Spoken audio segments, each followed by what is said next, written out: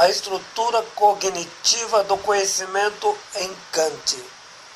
Artigo escrito pelo professor Edgar Dias de Vasconcelos, 1724 a 1804. O maior filósofo iluminista despertou-se do seu sono dogmático.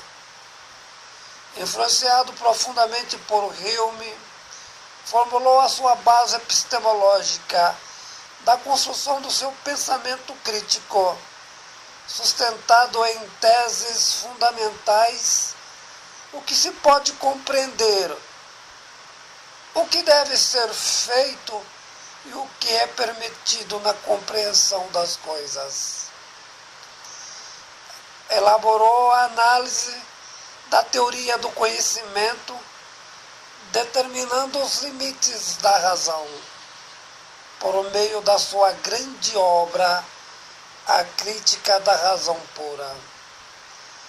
A ciência progride pela construção de um próprio saber elaborado, no uso indutivo da experiência. Quanto à metafísica, não é objeto ligado ao campo do mundo experimental, o que significa etimologicamente, a priori, o questionamento à legitimidade do conhecimento não empírico, o que se refere ao conceito da alma e de Deus, até mesmo os princípios da liberdade.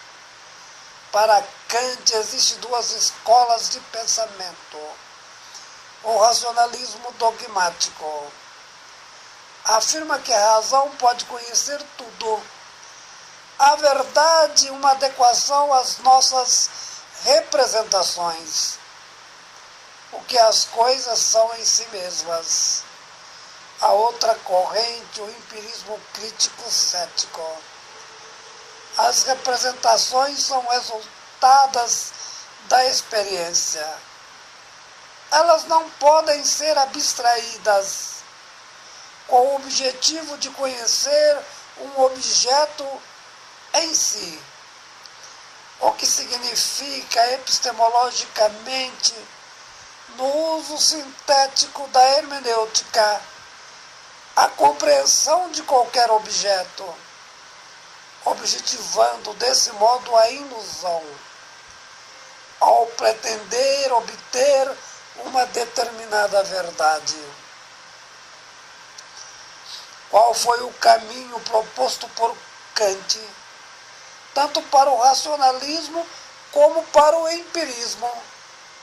Formulou uma revolução em parte copernicana no desenvolvimento da teoria do conhecimento, desenvolvendo sua metodologia científica, invertendo as posições epistemológicas. Com efeito, já não é apenas o sujeito que se movimenta em torno do objeto do conhecimento. Entretanto, o objeto define-se em posicionamento ao sujeito, modificando com efeito o substrato do saber. Utiliza do empirismo para opor ao realismo. O objeto é dado, o conhecimento deve ser construído sobre o referido.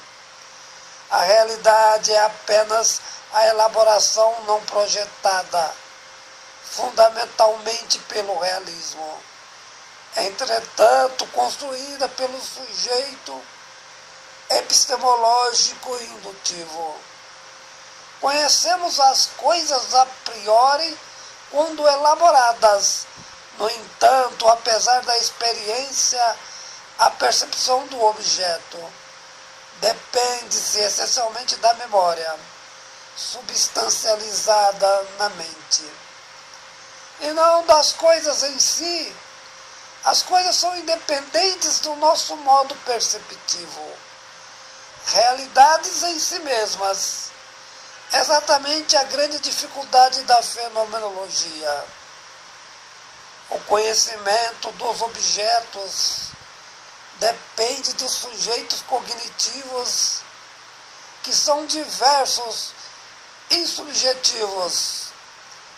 A proposição Kant entende como perspectiva o uso da experiência ao campo sistêmico.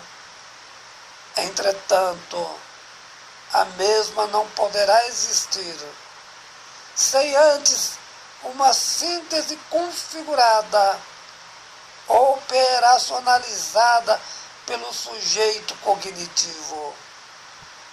Todas as experiências começam de algum modo com a própria experiência.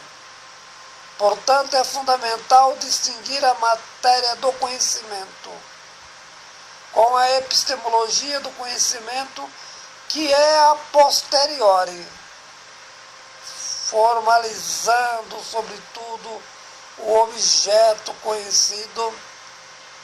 Duas proposições obviam-se: a forma do conhecimento, que é a priori, depende do racionalismo puro. Apenas uma operação do sujeito cognitivo, sintético e analítico.